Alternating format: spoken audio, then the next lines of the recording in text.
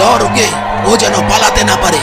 গদ্দার একটা, আমাদের ডেরায় এসে আমাদের খবর এভাবে পুলিশের কাছে পৌঁছে দিচ্ছে। আরে ওই পুলিশ তো তোকে বাঁচাতেও আসবে না কিছু হলে। ওকে আর বাজি কাজ নেই, এখনই গুলি করে দে ওকে। না, মারতে দেওয়া যাবে না।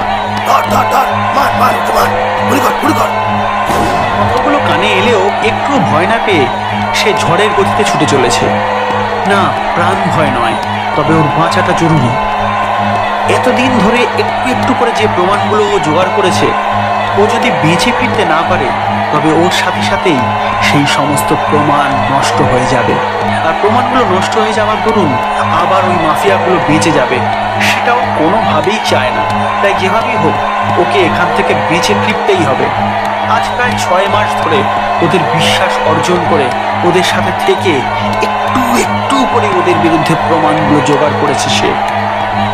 কিছু প্রমাণ ও নিজের সিনিয়রের কাছে পাঠাতে পারলেও সব প্রমাণ পাঠাতে পারেনি, আর সেগুলো সব ওর কাছেই রয়ে গেছে।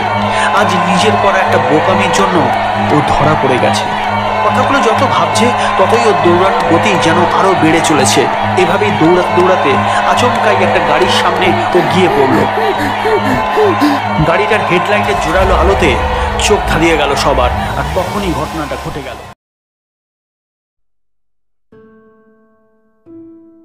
নমস্কার বন্ধুরা, এখন স্টোরি টাইমে আপনাদের সকলকে স্বাগত। আজ আপনারা শুনবেন নবাগতা বিশিষ্ট লেখিকা প্রজ্ঞা চক্রবর্তীর লেখা রুদ্ধশ্বাস কাহিনী স্পাই। আন্ডারওয়ার্ল্ড ডনকে ধরতে আসেন পুলিশের গোয়েন্দা বিভাগের এক তরুণ অফিসার। স্পাই হিসেবে দলে ঢুকে কাজ শুরু করে দেন তিনি।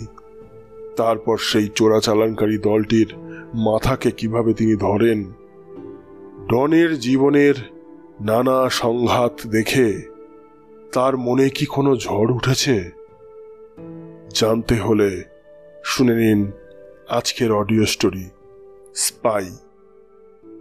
তাহলে কথা না বাড়িয়ে শুরু করা যাক আজকের গল্প।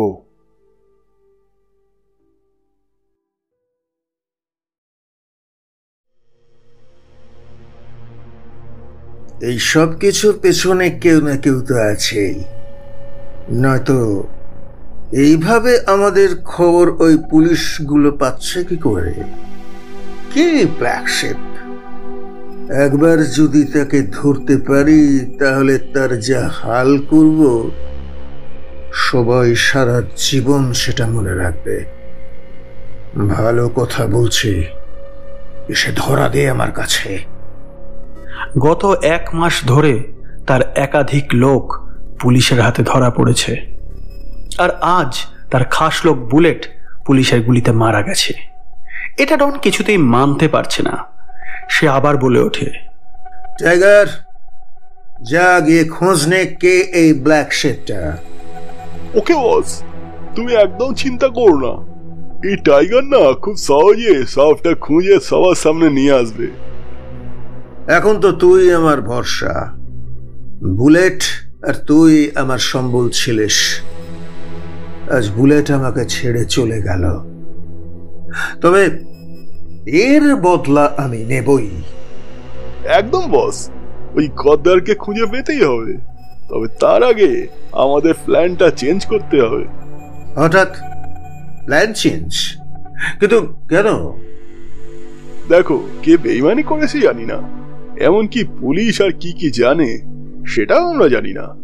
এই অবস্থায় আমরা যদি আগের প্ল্যান অনুযায়ী চলতে থাকি তাহলে তো আমাদের আরো ক্ষতি হবে। তাই আমাদের মনে হয় প্ল্যান চেঞ্জ করে নেওয়াটাই ভালো, অন্তত কিছুটা তো বাঁচানো যাবে। হ্যাঁ, এই কথাটা তুই মন্দ বলিসনি। যতদিন না কে বেইমানিটা করেছে সেটা জানা যাচ্ছে ততদিন আমাদের এইভাবেই চলতে হবে, না তো আমার এতদিন ধরে তিলে তিলে করে তোলা এই সাম্রাজ্য অচিরেই ধ্বংস হয়ে যাবে। না বস, আমি যতদিন আছি, এই টাইগার যতদিন আছে, তোমার সাম্রাজ্য কোনোভাবে ধ্বংস হবে না। আমি হতে দেব না এই সাম্রাজ্য ধ্বংস হতে। আর পুলিশ আমাদের কিছু করতে পারবে না বস।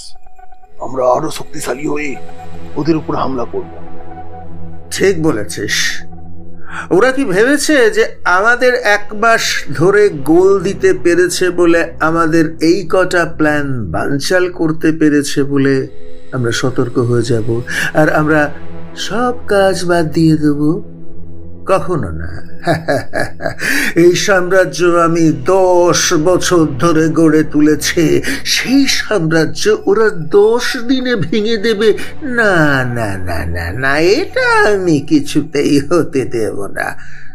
তার জন্য যা করতে হয় আমি সব সব সব করব। একদম বস। তাছাড়া এই সমস্ত কাজ করতে ওরাই আমাদের বাধ্য করেছে। বস, সৎ পথে থাকতে গেলে সারা জীবন না খেয়েই মরতে হতো, তাই না বলো? আচ্ছা আচ্ছা, তুই এখন যা, আমি আবার পরে তোর সঙ্গে কথা বলবো। এখন আমি একটু একা থাকতে চাই, আমার কিচ্ছু ভালো লাগছে না। টাইগার আর কিছু না বলে ওখান থেকে চলে যায়। ডন ওখানে বসে চুপচাপ গত 1 মাস ধরে ঘটে যাওয়া ঘটনাগুলো ভাবতে থাকে। আজ থেকে 2 বছর আগে প্রথম এই হেরোইনের ব্যবসা শুরু করে।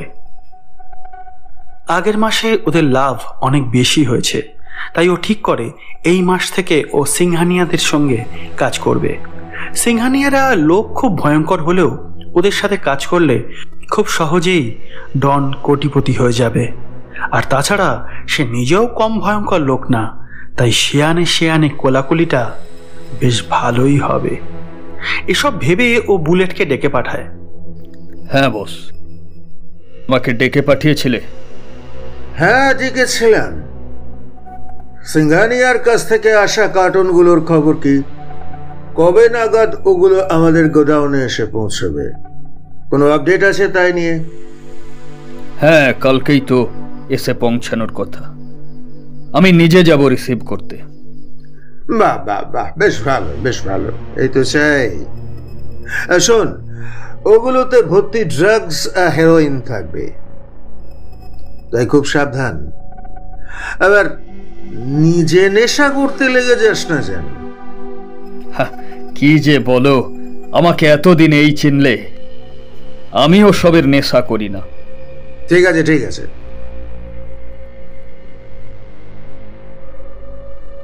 এরপর কথা মতো সব জিনিস এসে পৌঁছয় ওদের ডেরাতে। কথা মতো বুলেট যায় জিনিস আনতে। এই জিনিস আসে আবার অন্যভাবে। সিংহানিয়ার দলের কিছু লোক গাড়ি করে এসে জিনিস নামায় একটা ফাঁকা জায়গাতে, তারপর একটা ব্ল্যাঙ্ক ফায়ার করে। সেই শব্দ পেয়ে ডন আর বুলেট এগিয়ে যায় সেই জায়গাটাতে। তারপর দুজনে মিলে সবটা তদারকি করে নেয়। আসলে এই জায়গাটা কাউকে দিতে ওরা নারাজ। এরপর সব জিনিস নিয়ে নিজেদের গোডাউনে চলে যায়। এরপর শুরু হয় ডিস্ট্রিবিউশন। বার থেকে কলেজ সব জায়গাতেই এই হেরোইন চলছে বেশ রমরমিয়ে। ডন এটা দেখে বলল, ভাবছি এবার থেকে এই কাজই করব, কি বলিস? কিন্তু এ জিনিস যে ভালো নয় বস। শুনেছি এ জিনিস মানুষকে একেবারে শেষ করে দেয়। এ নেশা যে বড় নেশা। আরে তুই এসব নিয়ে ভাবিস না তো, নিজের প্রফিটটা দেখ এখন। কিন্তু এত লোকের ক্ষতি করে আমাদের ভালো হবে না বস।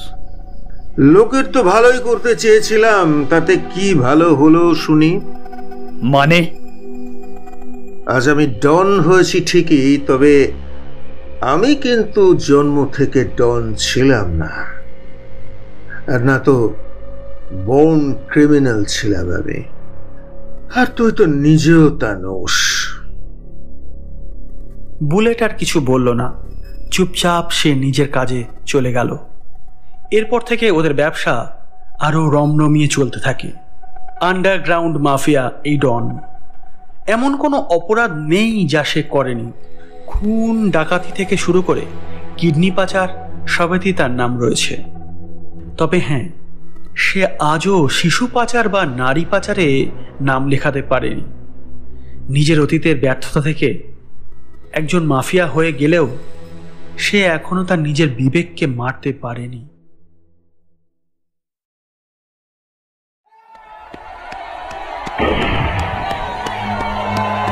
ধর ওকে, ও যেন পালাতে না পারে। গদ্দার একটা আমাদের ডেরায় এসে আমাদের খবর এভাবে পুলিশের কাছে পৌঁছে দিচ্ছে। আরে ওই পুলিশ তো তোকে বাঁচাতেও আসবে না কিছু হলে। ওকে আর বাঁচিয়ে কাজ নেই, এখনই গুলি করে দে ওকে। না, মারতে দেওয়া যাবে না। ধর ধর ধর, মার মার ওকে, মার, গুলি কর গুলি কর। কথাগুলো কানে এলেও একটু ভয় না পেয়ে সে ঝড়ের গতিতে ছুটে চলেছে।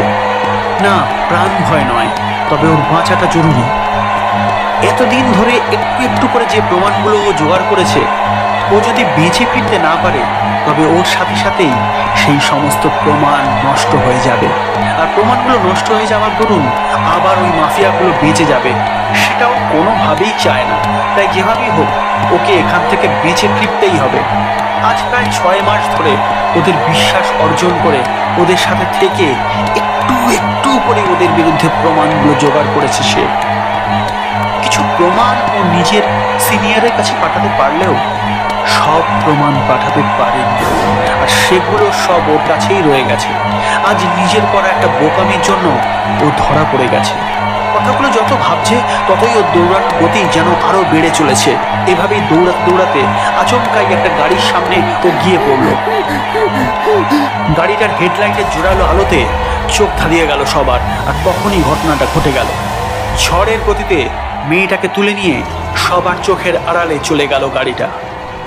থ্যাঙ্কস স্যার, আজ আপনি না এলে ওরা আমাকে শেষ করে দিত। থ্যাঙ্কস দেওয়ার দরকার নেই, থ্যাঙ্কস দিতে হবে না, ইটস মাই ডিউটি। আমার তোমাকে না এখানে পাঠানোটাই ঠিক হয়নি। এভাবে বলবেন না স্যার,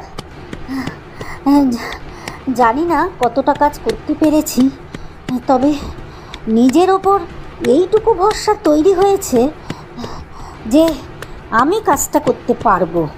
এই জীবনটা বেছে আমি ভুল করিনি। ওকে, আবার ফিরে গিয়ে তারপর কথা হবে। এখন তুমি রেস্ট নাও কয়েকদিন। Okay sir. এরপর আর ওদের দুজনের মধ্যে কোনো কথা হলো না। ফাঁকা রাস্তা দিয়ে ছুটে চলল গাড়িটা।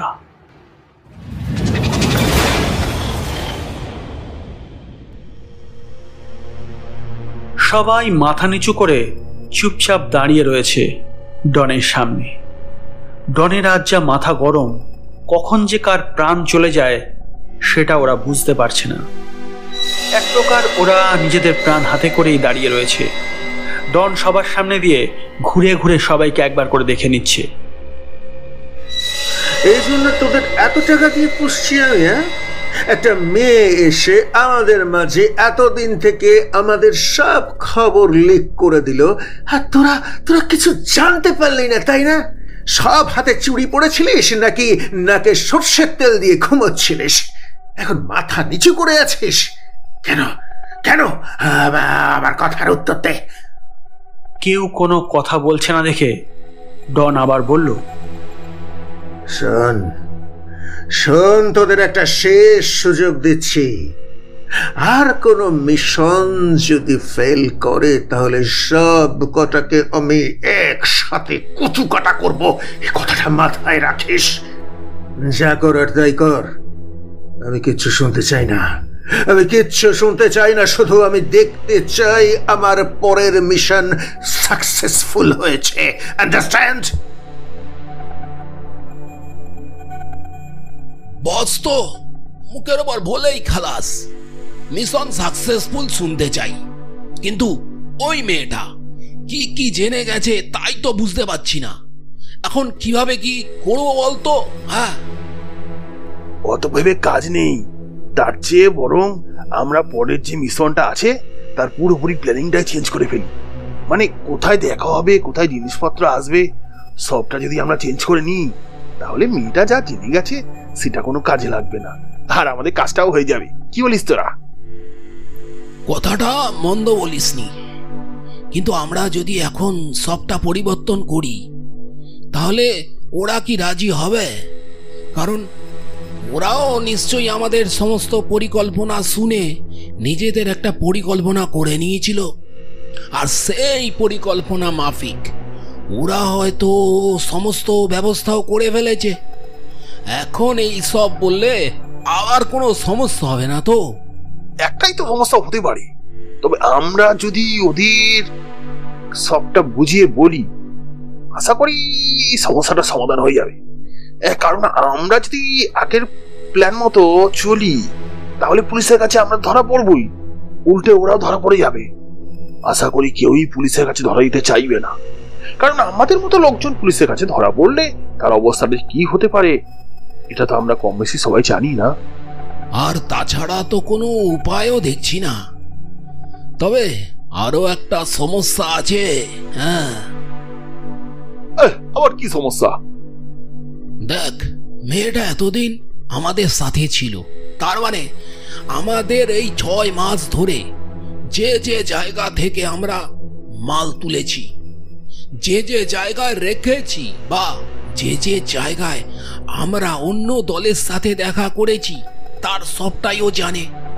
আর আমি যদি খুব ভুল না হই তাহলে আমরা এই 6 মাসে আমাদের সমস্ত ঘাঁটি ঘুরেছি, ফলে আমাদের সমস্ত খুব পুরনো ঘাঁটি সম্পর্কেও মেয়েটা জানে। এবার ও যদি সমস্ত ঘাঁটি ওই দিন পুলিশ দিয়ে ঘিরে রাখে তাহলে আমরা ধরা পড়ব সে যে ঘাঁটিতেই যাই না কেন। ও সবাই না হলে অন্তত কিছু লোক তো ধরা পড়বই, কেউ বাঁচাতে পারবে না। হ্যাঁ, এটা তুই একদম ঠিক বলেছিস রে, এটা মাথা থেকে একদম বেরিয়ে গেছিল। তার মানে আমাদের হাতে আর মাত্র 2 দিন আছে। এই 2 দিনের মধ্যে একটা নতুন জায়গা খুঁজে আমাদের সমস্ত প্ল্যানটা করতে হবে। শুধু তাই না, এমন জায়গা খুঁজতে হবে যে জায়গা সম্পর্কে ও কোনো রকম আন্দাজও করতে পারবে না। আরও ভালো করে বলতে গেলে আমরা যে জায়গায় আগে কখনো যাইনি, অন্তত এই 6 মাসে তো নয়। ঠিক আছে, তাহলে সময় নষ্ট করে লাভ নেই, চল আমরা কাজে লেগে পড়ি। নতুন জায়গা ঘুরে সবটা পরিকল্পনা করতে করতে 2 দিন চলে যায়, তবে ওরা অসফল হয়নি। এবার ওরা জনবসতিতে নিজেদের একটা ঘাঁটি খুঁজে নিয়েছে, যে জায়গাটা সবার চোখের সামনে, অথচ কেউ ভাবতেও পারবে না যে সেখানে ঠিক কি কি হচ্ছে। তবে ওদের শেষ রক্ষা হয় না, পুলিশ সেখানেও রেড করে আর সবাইকে পুলিশের লোকেরা ঘিরে ফেলে। পুলিশের লোকেরা ওদের সবাইকে অ্যারেস্ট করে নিয়েছিল। সেই সময়ই একটা বড় গাড়ি এসে সামনে দাঁড়ালো। তারপর পুলিশের লোকেরা কিছু বুঝে উঠবার আগেই শুরু হয়ে গেল গোলাগুলি। সেই গাড়ি থেকে নেমে এসেছে 6 জনের মতো লোক, আর সেই লোকগুলোই পুলিশের গোটা বাহিনীকে চোখের সামনে নিরস্ত্র করে দিল। কিছু পুলিশ তো মারাও গেল, কিছু লোক ভয়ে ওখান থেকে পালিয়ে গেল। 10 থেকে 15 মিনিটের মধ্যে পুরো ঘটনাটা ঘটে গেল। আর তারপর সেই গাড়ি থেকে কয়েকজন বেরিয়ে এসে ওদেরকে গাড়িতে তুলে নিল। গাড়িটা পৌঁছলো ডেরাতে।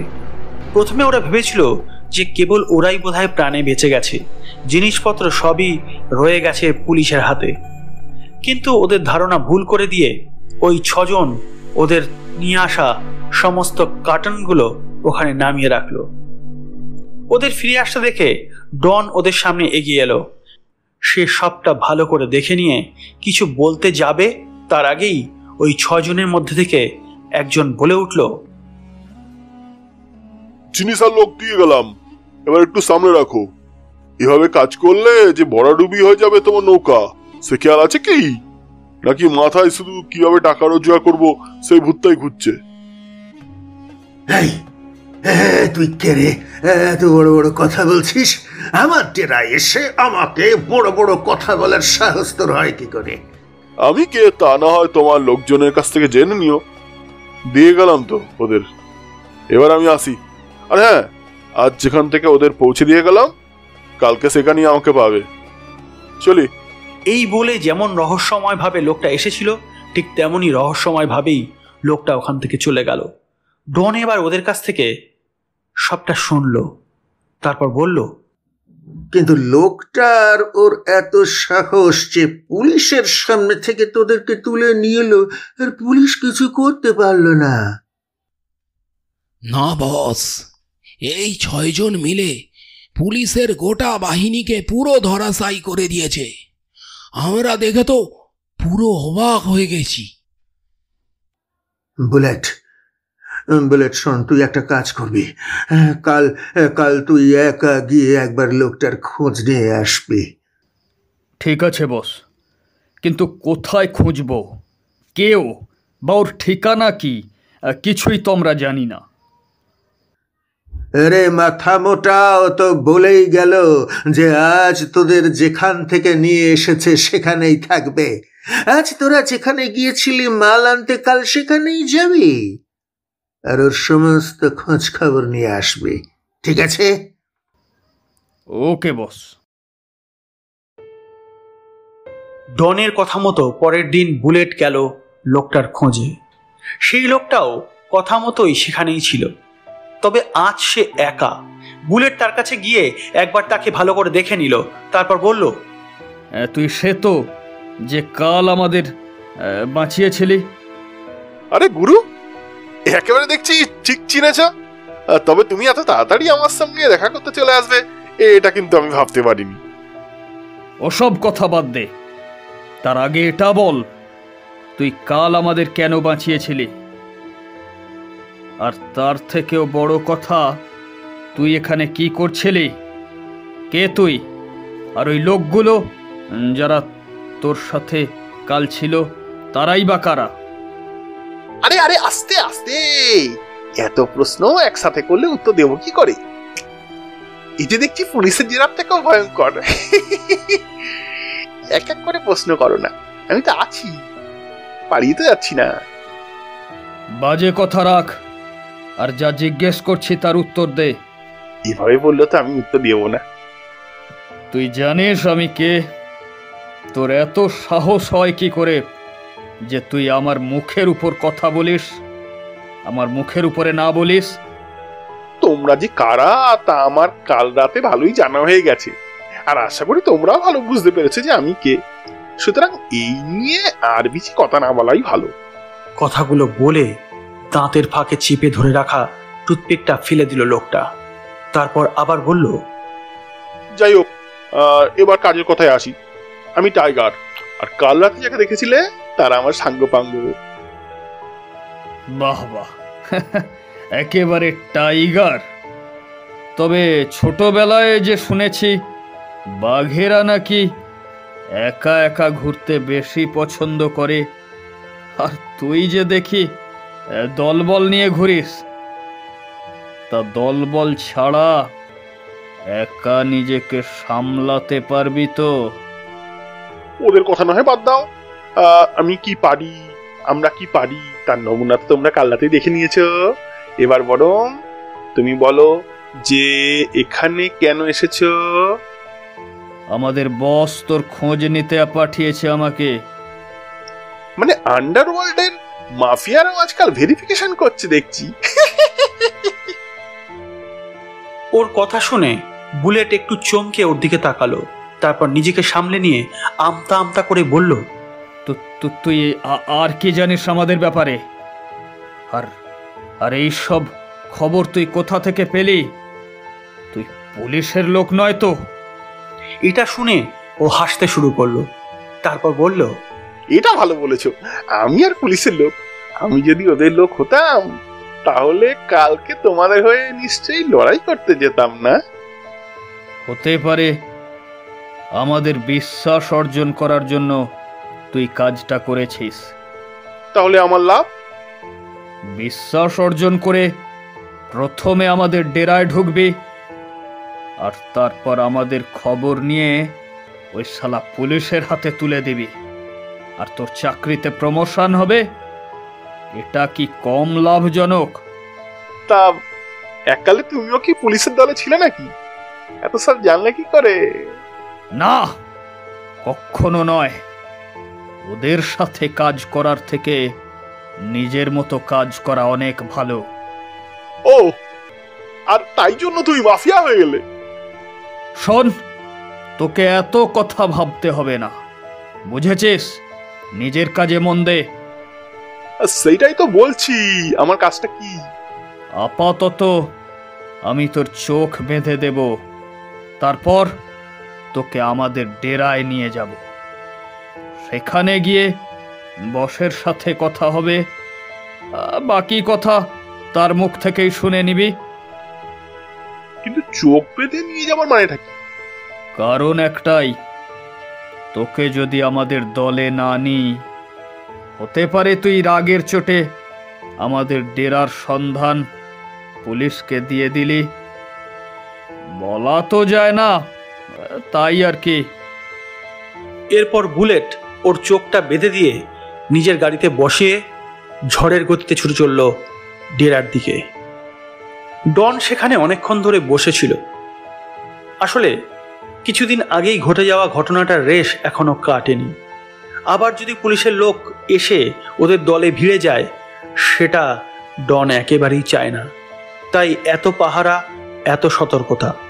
বুলেটের যদিও এতে কোনো মত ছিল না, তবে ডন টাইগারের কথায় ওকে বিশ্বাস করেছিল আর ওকে নিজেদের দলে ঢোকানোর জন্য ব্যস্ত হয়ে পড়েছিল। টাইগারও রাজি হয়ে গেল। তারপর বলল,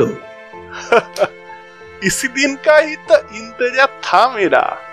ও এমন ভাবে চিৎকার করে কথাটা বলল যা দেখে সবাই ওর দিকে তাকালো।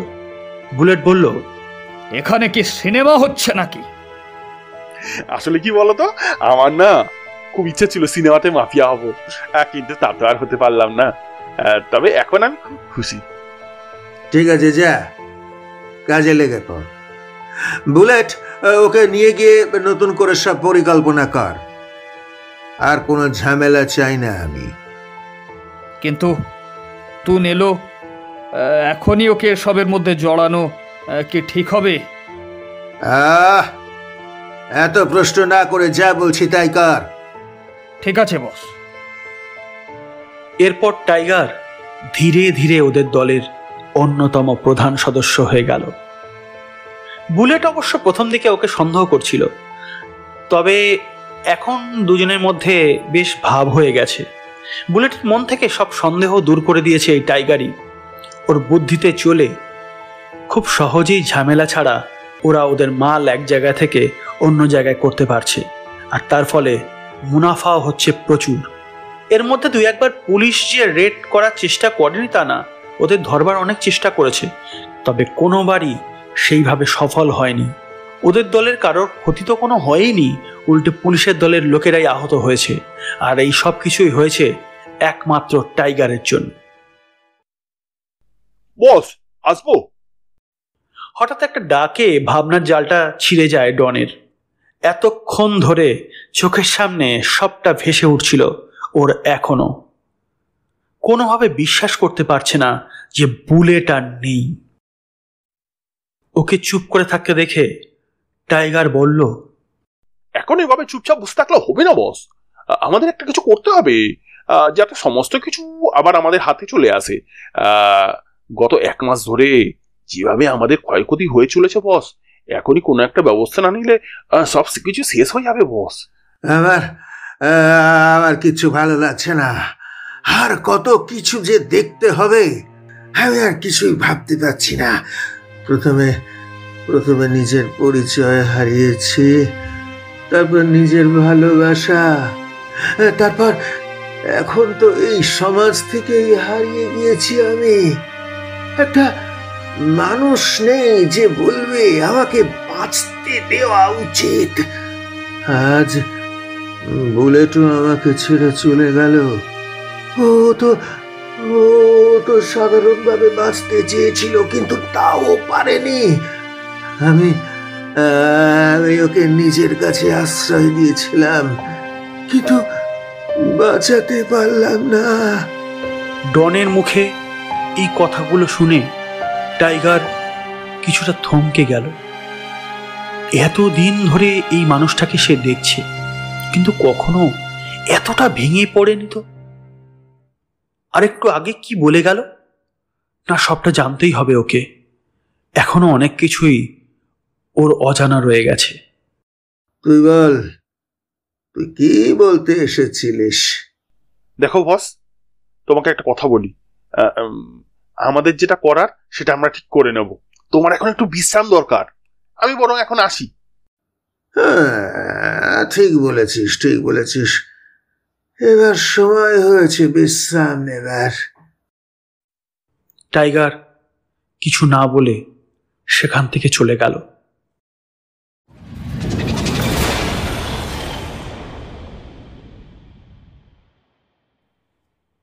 চোখের সামনে একটা বোর্ডে বেশ কিছু মানুষের ছবি আটকানো, যাদের কিছু জনের ছবিতে লাল কালি দিয়ে কাটা দাগ দেওয়া। সামনে পড়ে রয়েছে অজস্র ম্যাপ, তবে তার কোনোটাই ভূগোল বইয়ের মানচিত্রের মতো নয়।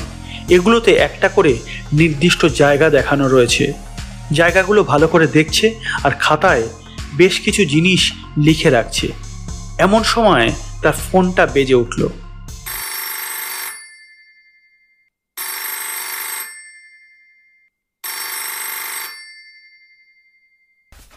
ওই দিককার কি খবর? ঠিকঠাক কাজ চলছে। এর পরের পরিকল্পনা কি? দুটো মুরগি রাত 9টায় খামারে পাঠিয়ে দেবে, সেখান থেকে 10টায় নিয়ে নেওয়া হবে। এরপর ওই পাশ থেকে ফোনটা কেটে গেল। ফোনের দুপাশে থাকা দুটো মানুষেরই মুখে ফুটে উঠল একটা মৃদু হাসির রেখা।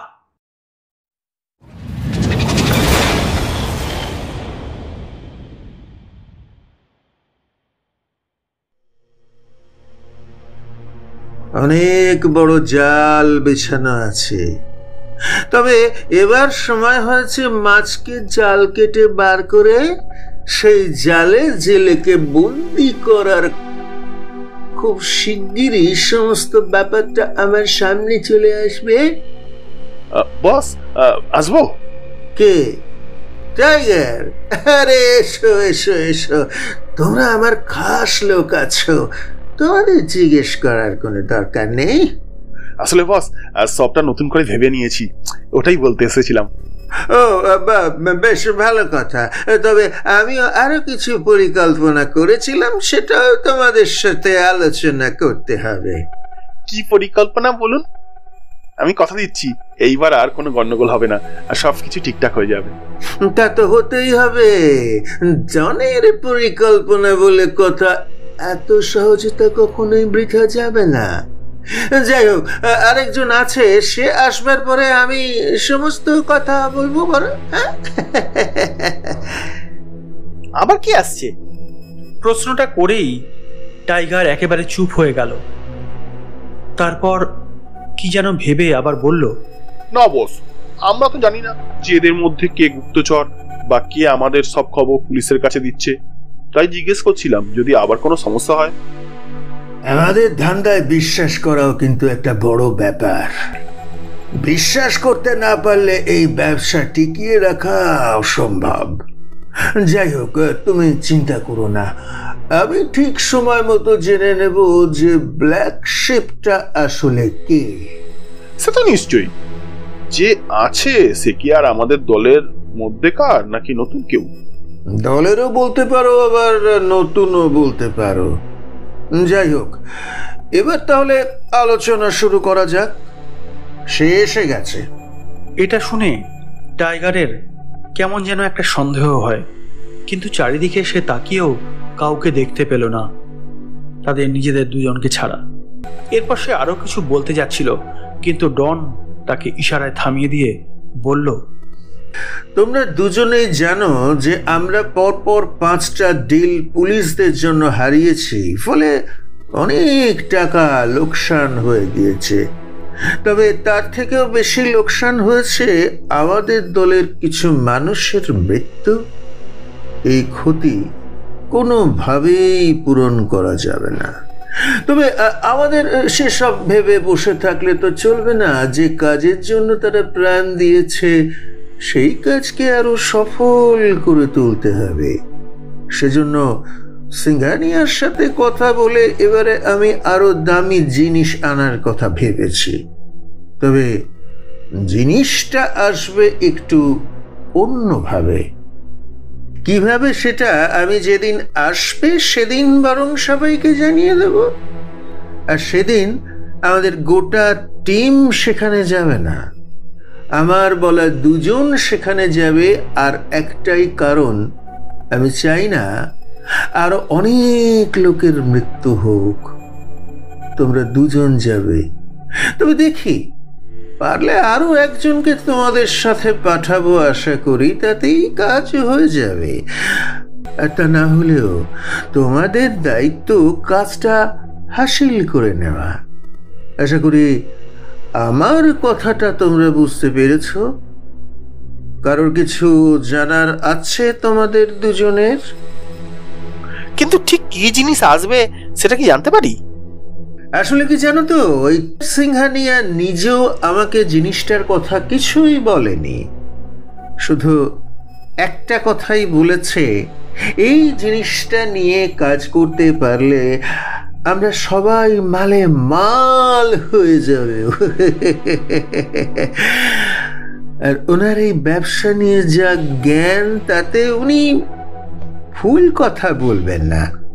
তাই আমিও আর সেরকম ভাবে কিছু জিজ্ঞেস করিনি। যেদিন জিনিস আসবে সেদিনই জানা যাবে কি এলো। টাইগার আরো কিছুক্ষণ ওখানে দাঁড়িয়ে রইল, তারপর ধীরে ধীরে ওখান থেকে চলে গেল। পরপর এতগুলো ঘটনা ঘটার পর থেকে দলের সবার মধ্যেই যেন একটা অদ্ভুত আচরণ বিরাজ করছে। ডনও যেন কেমন একটা গুম মেরে গেছে। ফলে দলের ভেতর আগের মতন আর সেই উত্তেজনা, ভালো লাগা যেন আর নেই।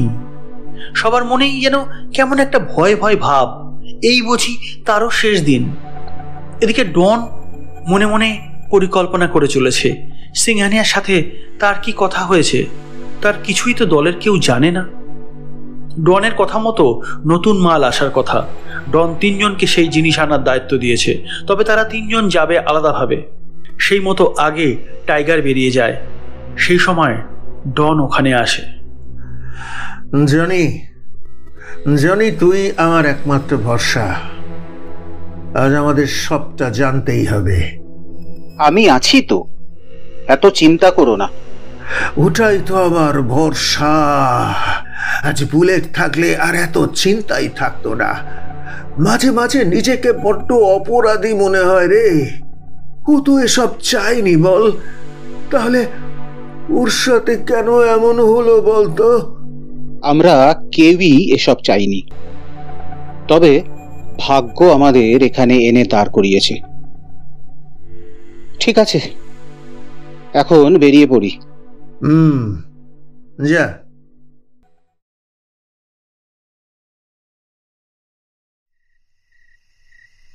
চারিদিক অন্ধকারে ছেয়ে রয়েছে। 2-একটা রাস্তার আলো কেবল মিটমিট করে জ্বলছে। সেই মৃদু আলোয় দেখা গেল একটা গাড়ি সেখানে এসে থামল।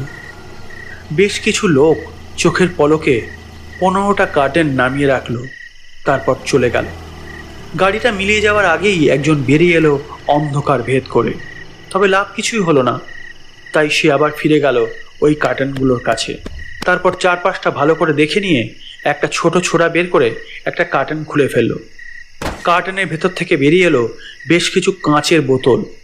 তাতে কি আছে সেটা যখন সে পরীক্ষা করছে, ঠিক তখনই তার কানে এলো পুলিশের গাড়ির সাইরেন। লোকটার মুখে একটা হাসির রেখা ফুটে উঠল। সে উঠে দাঁড়ালো সেদিকটায় যাবে বলে, কিন্তু তার আগেই তার মাথাটা কেমন যেন ঝিমঝিম করছে। কি হয়েছে তার কিছু বুঝে উঠবার আগেই পুলিশের দল ওকে ঘিরে ফেলল।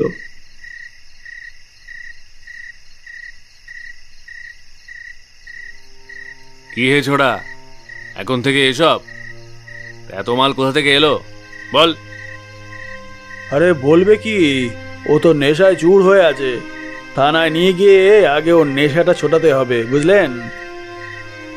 যা বলেছ, চলো নিয়ে ওকে, আর ওই কার্টেলটাও তুলে নাও। Okay sir. গায়ের ওপর আচমকা জল পড়ায় উঠে বসে পড়ল টাইগার। চারপাশটা ভালো করে তাকিয়ে দেখলো।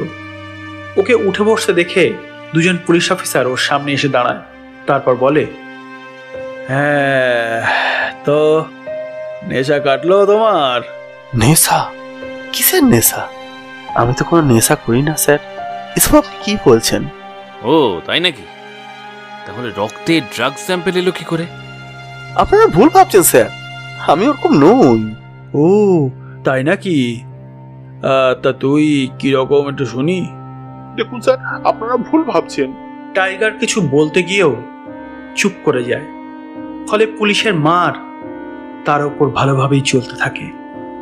প্রায় ঘন্টাখানেক ওকে জেরা করবার পর পুলিশেরা টাইগারকে সেখানেই ফেলে রেখে চলে যায়। টাইগার চুপ করে বসে থাকে আর আপন মনে বিড়বিড় করে বলে, এতটা অসহায় কেন আমি? আজ আমি কোনো দোষ না করেও কেন দোষী? আমি কি একটু ভালো কিছু পেতে পারি না? আরে বেরিয়ে আয়, বেরিয়ে আয়, তোর বেল হয়ে গেছে রে। একটা জোর গলায় বলা কথাটা কানে আসতেই ওর চিন্তার জাল ছিঁড়ে যায়। ও তাড়াতাড়ি বেরিয়ে আসে ভেতর থেকে, কিন্তু বাইরে এসে যাকে দেখতে পায় তাকে দেখার জন্য ও মোটেই প্রস্তুত ছিল না। ডন নিজে এসেছে ওকে ছাড়িয়ে নিয়ে যাওয়ার জন্য। ও আর কোনো কথা না বলে ডনের সঙ্গে চুপচাপ চলে যায়। আজ 2 দিন হলো টাইগার বিছানায় শুয়ে আছে। ওর যেন সুস্থ হবার কোনো ইচ্ছাও আর নেই। তখন হঠাৎ একটা রেকর্ড করা গলার স্বর ওর কানে আসে।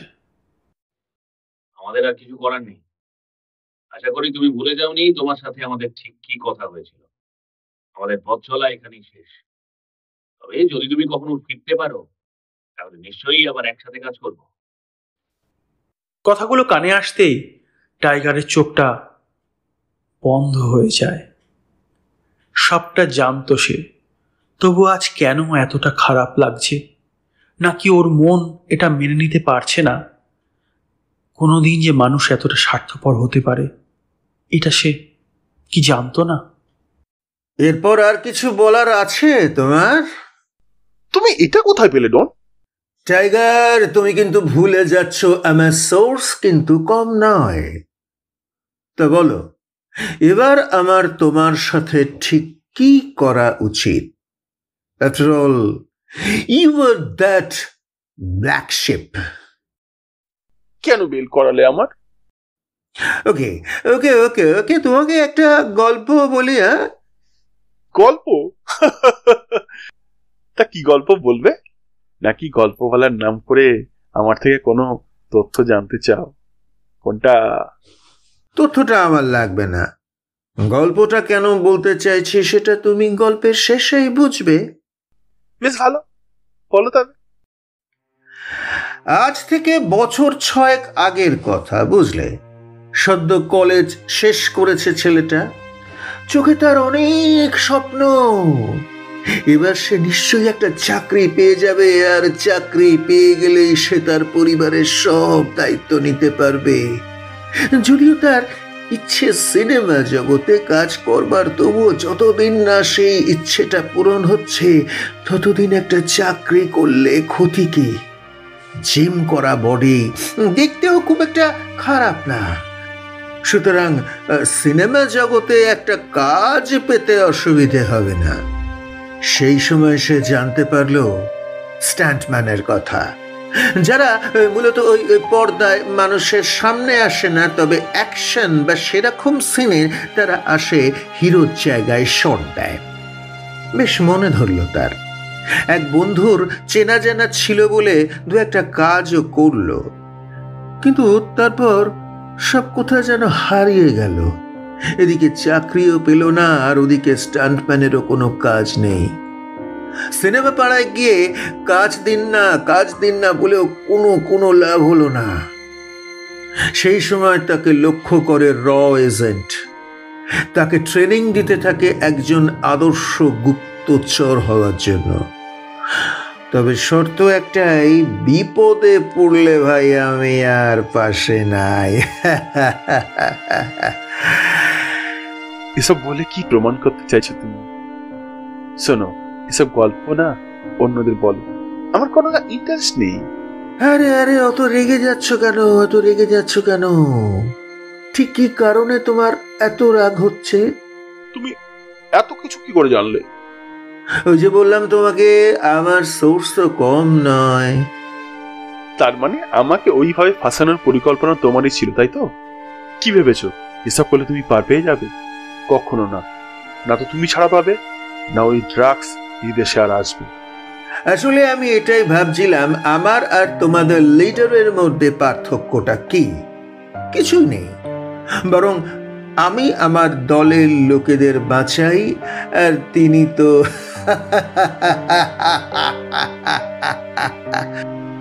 আছে, অনেক পার্থক্য আছে।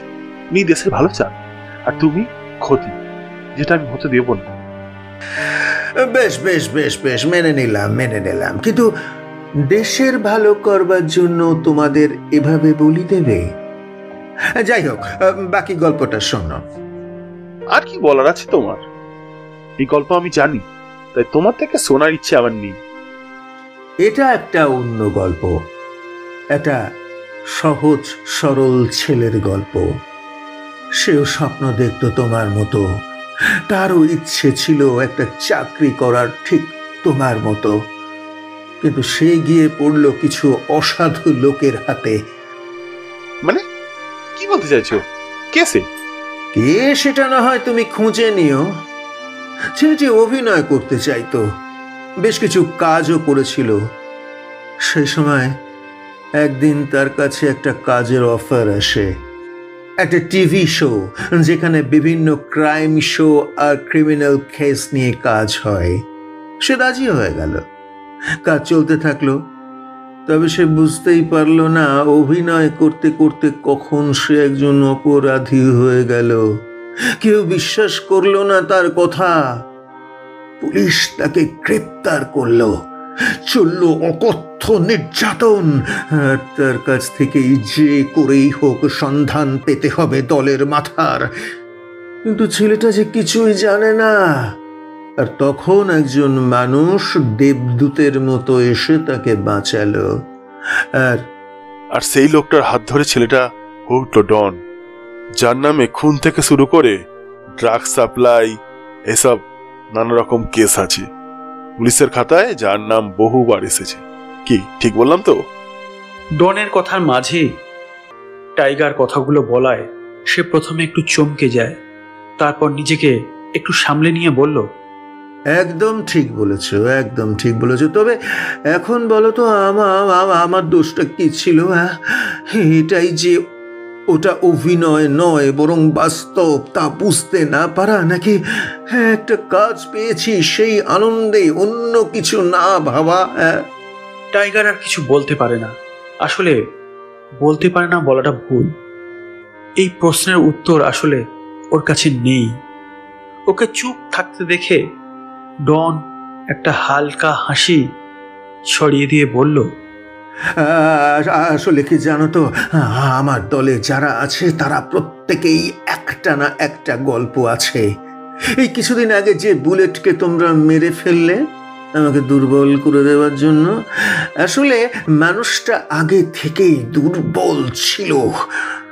আমি ওকে একরকম বাঁচিয়ে রেখেছিলাম, তবে না, শেষ রক্ষা হলো না। দেখো বস, তুমি যতই এসব বলে নিজেকে নির্দোষ প্রমাণ করার চেষ্টা করো না কেন, তোমরা কিন্তু কেউ নির্দোষ নয়। তোমরা সবাই এক একজন দাগী আসামি। সে কথা আমি অস্বীকার করছি না, তবে সবার গল্প বলতে গেলে কত যে সময় যাবে তা তো আমি নিজেও জানি না। তবে বুলেটের কথাটা তোমায় আমি বলি, ওর গল্পটা আবার একটু অন্যরকম। ছেলেটা যথেষ্ট মেধাবী ছিল, ছবি আঁকতো খুব সুন্দর, অনেক আশা নিয়ে ফ্যাশন ডিজাইনিং নিয়ে পড়ে একটা চাকরিও পেয়েছিল। কিন্তু ওর ডিজাইন চুরি করে ক্ষমতার জোরে একজন বস হয়ে গেল। আসলে ওসব চুপচাপ মেনে নিয়েছিল, আসলে অসুস্থ বাবা মা আর এক বোন, এই অভাবের সংসারটাকে চালানোর জন্য ওর কিছু টাকার দরকার ছিল, তাই মুখ বুঝে সবটা মেনে নিয়ে ওই লোকটার গোলামি করে যেত। কিন্তু ওই লোকটাও তত সন্তুষ্ট হলো না, শেষে ওকে চোর বদনাম দিয়ে কোম্পানি থেকে বের করে দিল। এবার চোর বদনাম পাবার সাথে সাথে বাকি সব কোম্পানির দরজা ওর জন্য বন্ধ হয়ে গেল। ছেলেটা মরতে বসেছিল, নিজেকে শেষ করে দিত। সেই সময় আমি ওকে নিজের সাথে নিয়ে আসি। আমার সাথে থাকতে থাকতে ওই দলের সাথে জড়িয়ে পড়ে। তবে সত্যি কথা বলতে ও কখনোই আমার কাজকে সাপোর্ট করেনি, তবে একটা ভুলও করেছে। তাহলেও ও কখনো আমার বিরুদ্ধে একটা কথাও বলেনি। আমাকে সব সময় বুঝিয়েছে এই কাজ ছেড়ে দেবার জন্য, কিন্তু আমি শুনিনি। শুনলে হয়তো আজও বেঁচে থাকতো। কথাগুলো বলতে বলতে ডনের গলা প্রায় ধরে আসছিল, তবু সে নিজেকে সামলে নিয়ে আবার বলতে লাগলো, আসলে আমরা সবাই সাধারণভাবে বাঁচতে চেয়েছিলাম, কিন্তু ভাগ্য আমাদের সাধারণভাবে বাঁচতে দেয়নি। না খেয়ে তো আর মরে যেতে পারি না, তাই যখন এই অন্ধকার জগতে এসেছিলাম তখনই ঠিক করে নি এখানে নিজের একটা জায়গা তৈরি করব, আর সেই সমস্ত মানুষকে এখানে নিয়ে আসবো যাদের ভাগ্য তাদের অনেক আগেই অন্ধকার পথে ঠেলে দিয়েছে। চাইলে তুমি আর অনেক ভালো কাজও করতে পারতে, এই ড্রাগস ডিলিংটাই কেন বেছে নিলে তুমি? লোভ বুঝলে, খুব কম সময়ে অনেক অনেক অনেক বেশি টাকা রোজগার করার লোভ। তবে এটাও ঠিক, ওই আলোর জগৎ আমাদের বেঁচে থাকার সব অধিকার কেড়ে নিয়েছিল। কিছু না করা সত্ত্বেও অপরাধী তকমা দিয়েছিল। তা আমাকে হঠাৎ করে এসব কথা বলার কারণটা কি জানতে পারি? ওই যে বললাম, তোমার আর আমার গল্প অনেকটা একই রকম, তবে তুমি বলেছিলে সৎসঙ্গে আর আমি অসৎ। তোমাকে সে আলোর পথে নিয়ে গিয়েছিল আর আমাকে অন্ধকারের। তবে একটা জিনিস আমি ভেবে দেখলাম, তোমাকে সে হাত ধরে আলোর পথে নিয়ে গেলেও হাতটা কিন্তু শক্ত করে ধরে রাখেনি। তবে আমাকে যে অন্ধকারের পথে নিয়ে এসেছে সে কিন্তু আমার হাতটা শক্ত করে ধরে রেখেছে, যদিও তার নিজের স্বার্থে, তবুও তো ধরে রেখেছে। তা তোমার বাড়িতে কে কে আছে? আমার ব্যাপারে তুমি এত কিছু জানো আর এটা জানো না, এটা কিন্তু আমি মানতে পারলাম না। না জানি না, তার কারণ আমার তোমাকে দরকার, তোমার পরিবারকে নয়, তাই তাদের কোনো খোঁজ আমি নিইনি। আমার কেউ নেই, আমি একা। বেশ, তুমি বিশ্রাম নাও, আমি আসি।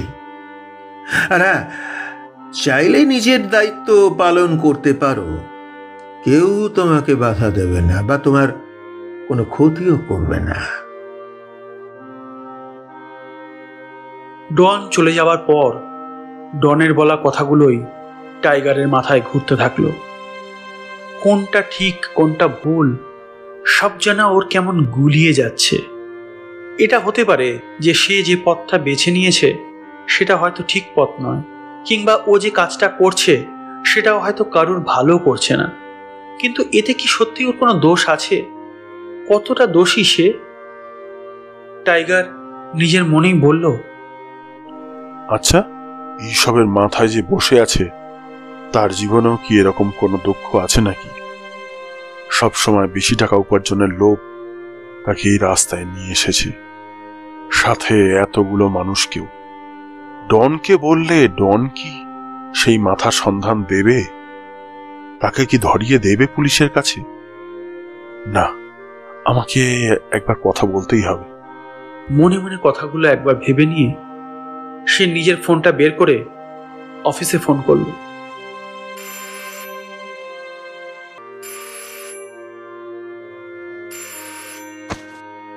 কি বলতে চাও?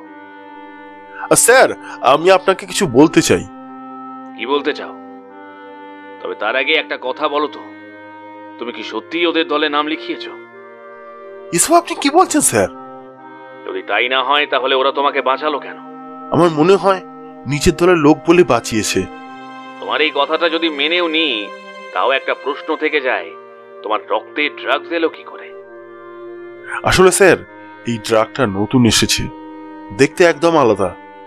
আমি এটা কি সেটা জানার জন্য একটা বোতল তুলে মুখের কাছে নিয়ে আসি, কিছুটা পরখ করেছিলাম, সেই কারণে হয়তো। কথাটা একটু হাস্যকর হয়ে গেল না?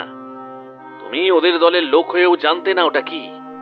আসলে স্যার, লাস্ট অপারেশনটা হওয়ার পর থেকে ডন খুব সাবধান হয়ে গিয়েছিল, সেজন্য কারোর সাথেই এইসব নিয়ে আর আলোচনা করতো না।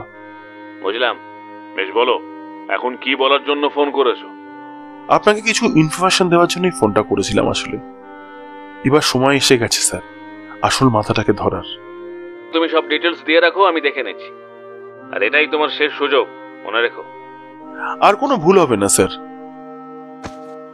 ওপার থেকে ফোনটা কেটে গেল।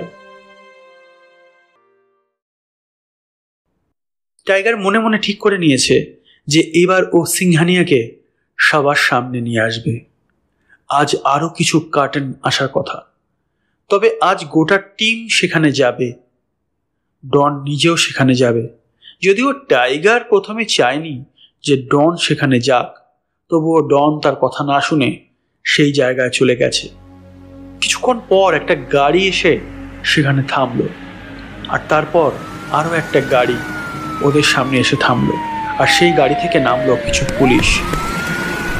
টাইগার কিছু বুঝে উঠবার আগেই গুলি চলতে শুরু করলো। ডনের নির্দেশ মতো টিমের সবাইকে নিয়ে একটা নিরাপদ জায়গায় জনি চলে আসলো। এটা অবশ্য জনি আগেই ঠিক করে রেখেছিল, তবে ডন সেখানেই থেকে গেল। সবাইকে নিরাপদ জায়গায় পাঠানোর চেষ্টা করলেও ওর চোখের সামনে ওর দলের কিছু লোকের যে গুলি লেগেছে সেটা ডনের নিজের গায়েও লেগেছিল। সেই গুলি খেয়ে ডন মাটিতে লুটিয়ে পড়ল। ডনকে ওভাবে পড়ে যেতে দেখে টাইগার আর নিজেকে সামনে রাখতে পারল না, সেও দৌড়ে সেখানে চলে আসলো। পুলিশ জায়গাটা পুরো ঘিরে ফেলেছে। টাইগার ওর কাছে গিয়ে ডনের মাথাটা নিজের কোলে তুলে নিল, তারপর বলল, এটা তুমি কেন করলে? কি লাভ হলো? এটা যে হওয়ারই ছিল, এটা না হলে যে সব শেষ হয়ে যেত। এই কথা বলে ডন ওর পকেট থেকে একটা চিঠি বের করে ওকে দিল, তারপর বলল, এটা সময় পেলে পড়ো, এতে আমার স্বীকারোক্তি আছে।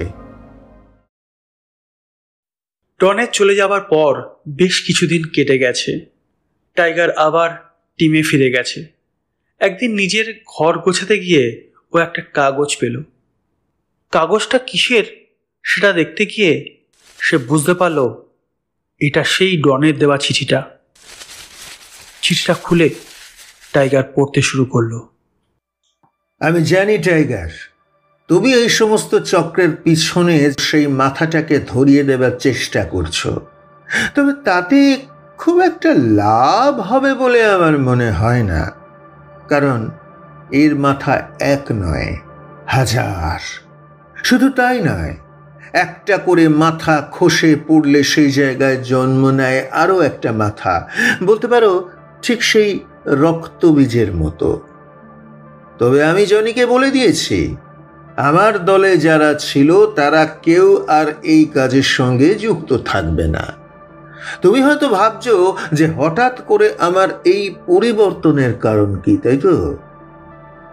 আসলে যে ড্রাগসটা সিংহানিয়া এখানে আনার চেষ্টা করছে, ওই নেশা একবার কোনো মানুষের হলে সেটা সে কোনোভাবেই ছাড়তে পারবে না। এমনকি রিহ্যাব এবং সেই নেশা ছাড়ানো সম্ভব নয়। শুধু তাই নয়, এই ড্রাগস এক প্রকার মারণাস্ত্র বলতে পারো। তাই আমি নিজে হাতে তা এখানে আনতে চাই না, তবে আমার দলের লোকেদের ও পুলিশের হাতে তুলে দিতে পারবো না, কারণ তাহলে পুলিশ ওদের মেরে ফেলবে। তবে আমি সিংহানিয়ার খোঁজ দিয়ে গেলাম যাতে তুমি ওদের ধরিয়ে দিতে পারো। তাহলে হয়তো এই ড্রাগস এখানে আসা আপাতত আটকানো যাবে। আসলে নিজে বিনা দোষে অপরাধী হয়েছিলাম, তাই চাই না সেটা আর অন্য কেউ হোক। ভালো থেকো। যাক, শেষমেশ তাহলে লোকটা ভালো পথে ফিরছে। এবার আমিও তবে আমার আয়েশার কাছে ফিরে যাব।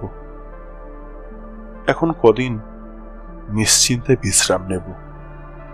আয়েশার কথা মনে আসতেই টাইগারের মনটা খুশিতে ভরে উঠল। আয়েশা ওর কাছে যে ঠিক কি সেটাও বোঝাতে পারবে না। মেয়েটা ওকে একেবারে আষ্টে পিষ্টে জড়িয়ে রয়েছে। ধীরে ধীরে আয়েশার ভাবনাতেই ডুবে যাচ্ছিল। ঠিক এমন সময় ফোনটা বেজে উঠল। ভাবনার ঘোরটা কেটে গেল সেই আওয়াজে। তাড়াতাড়ি ফোনটা ধরতেই ওপাশ থেকে ভেসে এলো একটা কণ্ঠস্বর, যার কথা এতক্ষণ ভাবছিল সেই ফোন করেছে। তবে বেশিক্ষণ কথা বলতে পারল না। তার আগেই ফোনটা জানালো যে অন্য দিক থেকে একটা কল আসছে। তাড়াতাড়ি ফোনটা কাটতেই দেখলো ওর বসের ফোন। মনে একটা আলাদা আনন্দ পেল ও। হ্যাঁ স্যার, বলুন। শুনলাম তুমি নাকি ডনকে ছেড়ে দিয়েছো। না স্যার, এটা ঠিক না। আমি আপনাকে এক্সপ্লেন করছি। আর কতবার এটা ঘটবে? এর আগেও তুমি এমন করেছো। এটা ঠিক যে তোমাকে যত কেস দেওয়া হয়েছে সবকটাই তুমি ঠিকভাবে সলভ করেছো। তার মানে এই নয় যে তোমার এইরকম করে অপরাধীদের ছেড়ে দেওয়াটা আমি সাপোর্ট করব। স্যার, একটা মানুষ যে নিজেকে শোধরাতে চাইছে তাকে অযথা ধরে আমাদের কি লাভ? শোনো, অপরাধ এমন একটা প্রবণতা যা মানুষকে বারবার টানে। সেটা হয়তো তুমি ভুলে যাওনি। স্যার, আমাদের তো উচিত সকলকেই অন্তত একটা সুযোগ দেওয়া, তাই না? তার জন্য সংশোধনাগার আছে। আমি তোমাকে ঠিক 2 দিন সময় দিচ্ছি। এর মধ্যে তুমি ওকে আইনের হাতে তুলে না দিলে আমি কিন্তু এ কাজ অন্য কাউকে দিয়ে করিয়ে নেব। কথা বলেই ফোনটা রেখে দিল লোকটা। টাইগার চুপচাপ বসে রইল। সে জানে এ কাজ অন্য কাউকে দিলে ডন ধরা তো পড়বেই, উল্টে তাকে ধরতে গিয়ে কোনো সমস্যা হলে গুলিও চলবে। তার থেকে ভালো সে নিজেই এই কাজটা করুক। তাছাড়া সে নিজে করলে ডনের বেঁচে থাকার সম্ভাবনাটা একটু হলেও বেশি হবে। কথাগুলো ভাবতে ভাবতে ডনের দেওয়া চিঠিটা নিয়ে সে বসে পড়ল। চিঠির কিছুটা অংশ বেশ মন দিয়ে কিছুক্ষণ পড়বার পর তার থেকে 3টে জায়গা সে আলাদাভাবে বেছে নিয়ে একটা খাতায় লিখে রাখলো। কারণ এই 3টে জায়গা একদম আলাদা জায়গা বাকিগুলোর থেকে। শুধু তাই নয়, এই 3টে জায়গা একদম শুনশান পরিত্যক্ত অঞ্চলে। ওর মনে হলো যে হয়তো ডন এই জায়গাগুলোর মধ্যেই কোনো একটা জায়গায় থাকতে পারে। আবার এমনও হতে পারে যে সে হয়তো সব ছেড়ে ছুড়ে বহু দূর চলে গেছে। তবে এখন সে সব ভাববার সময় নেই। টাইগার তাড়াতাড়ি বেরিয়ে পড়ল প্রথম ডেরার উদ্দেশ্যে। আগে এটা ছিল একটা বন্দর, তবে এখন জায়গাটা পরিত্যক্ত। টাইগার ভালো মতো জায়গাটা খুঁজে দেখতে লাগলো। না, এখানে শেষ কয়েকদিনে কেউ এসেছে বলে মনে হচ্ছে না। তবুও সে ভালো করে জায়গাটা দেখতে থাকে। এমন সময় তার ফোনটা আবার বেজে ওঠে। ফোন রিসিভ করে কানে দিতেই একটা রোবোটিক ভয়েস তার কানে আসে। বৃথাই খুঁজছ পরশ পাথর, ছাইয়ের তলায় সে নেই। কলিযুগের পরশ পাথর ফিনিক্স হতে পারে, আগুনই যে তার পরিচয়। কে কে আপনি? পরিচয় দিন। হ্যালো। ছাইয়ের নিচে চাপা পড়া এক ফিনিক্স পাখি। কথা শেষ হওয়ার সঙ্গে সঙ্গেই ফোনটা কেটে যায়। টাইগারের বুঝতে বাকি থাকে না যে ফোনটা আর কারণ নয়, ডনেরই। তবুও সে আরো 2বার ওই নম্বরে ফোন করবার চেষ্টা করে, কিন্তু ফোন সুইচ অফ বলে। তাই হাল ছেড়ে দিয়ে সে ডনের বলা কথাগুলো ভাবতে থাকে। ডন যে কোনো একটা সংকেত তাকে দিতে চাইছে সেটা তার কাছে এখন পরিষ্কার, তবে ঠিক কি সেটা এখনো পরিষ্কার নয়। অনেকক্ষণ ধরে ভেবেও সে কোনো উপায় বের করতে পারল না। অবশেষে সে ঠিক করলো তার আপাতত বাড়িতে ফিরে যাওয়াটাই ঠিক হবে। একদিকে হাতে এখন সময় কম, আর অন্যদিকে অদ্ভুত সব ধাঁধা। বাড়িতে ফিরে এসে সে বেশ কিছুক্ষণ এক মনে চুপচাপ ডনের চিঠিতে পড়া কথাগুলো ভাবতে লাগলো। এদিকে ঘড়ি জানান দিচ্ছে যে সময় চলে যাচ্ছে। ডন, তুমি নিজেও জানো না তোমার জন্য ঠিক কি বিপদ অপেক্ষা করছে। তুমি যে আগুন নিয়ে খেলছো সেটা একদিন তোমাকেই শেষ করে দেবে। আমিও কিছু করতে পারবো না। কথাগুলো বিড়বিড় করতে করতেই টাইগারের মনে পড়ে যায় ফিনিক্সের কথা। ফিনিক্স মানে তো আগুনে পুড়ে তার থেকে যার জন্ম, আর ওই ঠিকানাটা একটা তো কয়লা খনির খুব কাছেই, তাই না? না, আর সময় নষ্ট করা যাবে না। ও আর সময় নষ্ট না করে বেরিয়ে পড়ে। তবে ওর নিজের এখনো একটা খটকা লাগছে। কিন্তু এসব করছে কি? একবারের জন্য যদি ধরেও নি যে ডন করছে, তাহলেও সেদিন ওই চিঠি দিয়ে যাওয়ার মানেটা কি? আর ও যদি সেদিন সত্যি চলে গিয়ে থাকে তাহলে আবার ফিরলো কেন? আর যদি না গিয়ে থাকে তাহলে ওই কদিন ছিল কোথায়? না না না, হিসেব মিলছে না। কথাগুলো ভাবতে ভাবতে অবশেষে সে এসে পৌঁছয় ওই কয়লা খনিতে। গাড়িটা সাইডে পার্ক করে রেখে ধীর পায়ে এগোতে থাকে। জায়গাটা প্রায় ফাঁকা বললেই চলে। ডনের কথা মতো এখানে লোক না হলেও ড্রাগস ডিলিং এর কিছু প্রমাণ অন্তত থাকা উচিত, তবে এখন সেটাও নেই। এই সব কিছু ভাবতে ভাবতেই টাইগার এগিয়ে যাচ্ছিল। এমন সময় হঠাৎ পিছন থেকে একটা ভারী আঘাতে সে মাথায় হাত দিয়ে ওখানেই বসে পড়ল। তার পুরো দুনিয়াটা নিমেষে ঘুরে গেল। চোখের সামনে ধীরে ধীরে অন্ধকার নেমে আসলো।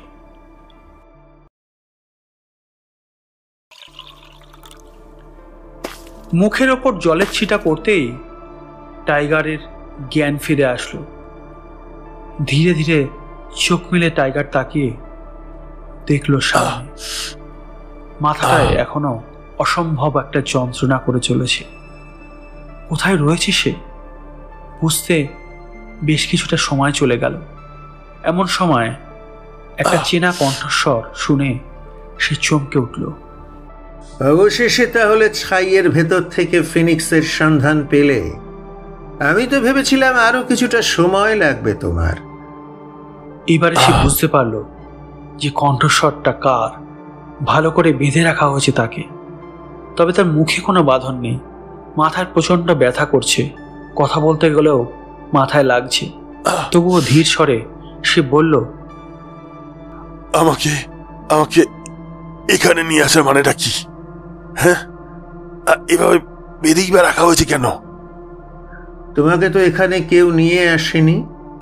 তুমি নিজের ইচ্ছে এখানে এসেছো, আর বেঁধে রেখেছি সেটা আমার ইচ্ছে। কথাগুলো বলে ডন হাসতে শুরু করলো। টাইগার অবাক হয়ে তাকিয়ে রইল। আমি জানতাম তুমি সেদিনকে আমাকে না ধরলেও ফের আমাকে ধরতে আসবে, আর দেখো তাই হলো। আসলে কি জানো তো, আমরা যখন অপরাধ জগতে থাকি তখন কেউ আমাদের ধরে না, না ভুল বললাম, ধরতে পারে না। তবে যে সেই জগৎ থেকে আলোর পথ ধরি অমনি ধরে নিয়ে গিয়ে গারদে পুরে দেয়। তারপর আমাদের থেকে বাকি তথ্য জানতে চায়। এখানে দুটো ঘটনা ঘটে, এক পুলিশের অত্যাচার, আর অন্যদিকে দলের লোকেরা নিজেদের বাঁচাতে আমাদের শেষ করে দেয়। এরপরেও যদি বেঁচে যাই, জেল থেকে বেরোনোর পরে লোকজনের নানা রকম কথা, কোনো কাজ না পাওয়া, বিশেষত সমাজের গতিতে ফিরতে না পারা, আবার অপরদিকে ওই অন্ধকার জগতেও ফিরতে না পারা। বুঝতে পারছো অফিসার, তা ঠিক কি হয়? টাকার অভাবে বেপথে যাওয়া কারণ একটু খাবার, আবার ভালো পথে থাকতে গেলে লোকের অপমান ছাড়া যে আর কিছুই জোটে না। এটা একটা জীবন। টাইগার চুপ করে সবকিছু শুনছিল। না, ওর এখানে আসার ইচ্ছে ছিল না, তবে ও না এলে অন্য কেউ তো আসতোই। এমন সময় একটা গুলির শব্দে চারপাশ কিপে উঠল, আর ডন হা হা করে হাসতে শুরু করলো। টাইগারের মনে হলো এটাই হয়তো তার শেষ। তবে তাকে ভুল প্রমাণ করে দিয়ে তার দলের কিছু লোক ভেতরে ঢুকলো। ডন নিজেও কম যায় না, তার দলের কিছু লোক সেখানে ছিল। দু দলের মধ্যেই নিমেষে একটা লড়াই বেঁধে গেল। টাইগার কিছু না ভেবে নিজের হাতের বাঁধন খোলার চেষ্টা শুরু করলো। ততক্ষণে বেশ কিছু লোক গুলিবিদ্ধ হয়েছে। ও কিছুতেই বুঝতে পারলো না যে এসব কি করে হলো, তবে এখন আগে নিজের বাঁধনটা খোলা খুব জরুরি। নিজের বাঁধন খুলে সে এগিয়ে যেতে গিয়ে হঠাৎ বুঝতে পারলো ওর গা ছুঁয়ে বেরিয়ে গেল একটা বুলেট, আর পর মুহূর্তেই একটা আর্তনাদ। গুলিটা বোধহয় ডনের লেগেছে, সোজা বুকটা ভেদ করে চলে গেছে। কাটা কলা গাছের মতো ডন মাটিতে লুটিয়ে পড়ল। টাইগারের মনে হলো যে গোটা পৃথিবীটা বোধহয় স্তব্ধ হয়ে গেছে। ওর কানের মধ্যে ডনের বলা সেই কথাগুলো বাজতে লাগলো। ও আর কিছু মনে করতে পারলো না। থাকার সব অধিকার কেড়ে নিয়েছিল, কিছু না করা সত্ত্বেও অপরাধী তকমা দিয়েছিল।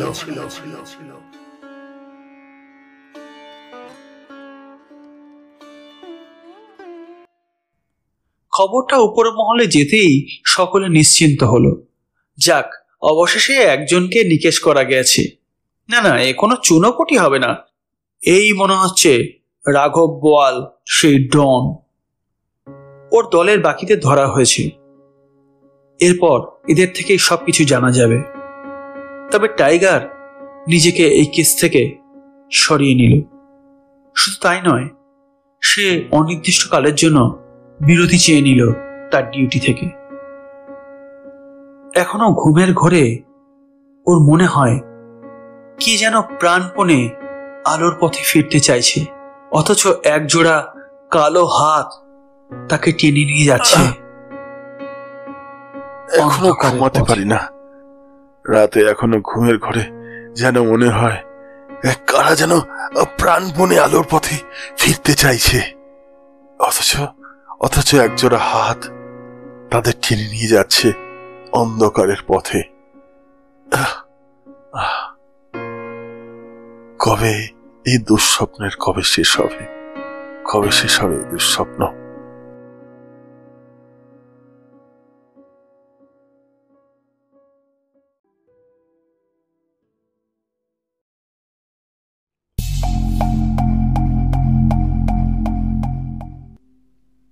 শেষ হলো আজকের গল্প স্পাই।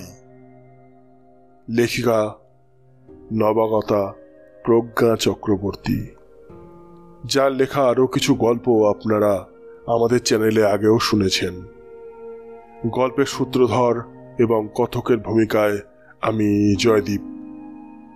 বিভিন্ন চরিত্রে কণ্ঠ দিয়েছেন শুভজিৎ, অতনু, মৌসুমী, শান্তনু, রাজা, প্রবীর এবং জয়দীপ। সমগ্র পরিকল্পনা এবং নির্দেশনায় জয়দীপ গঙ্গোপাধ্যায়, পোস্টার ও আবহ জয়ফ্রো ক্রিয়েশন, প্রযোজনা টিম এখন স্টোরি টাইম। এরকমই আকর্ষণীয় গল্প শুনতে আমাদের চ্যানেলটি সাবস্ক্রাইব করে নেবেন। ফিরে আসবো এরকমই কোনো আকর্ষণীয় গল্প নিয়ে। ধন্যবাদ।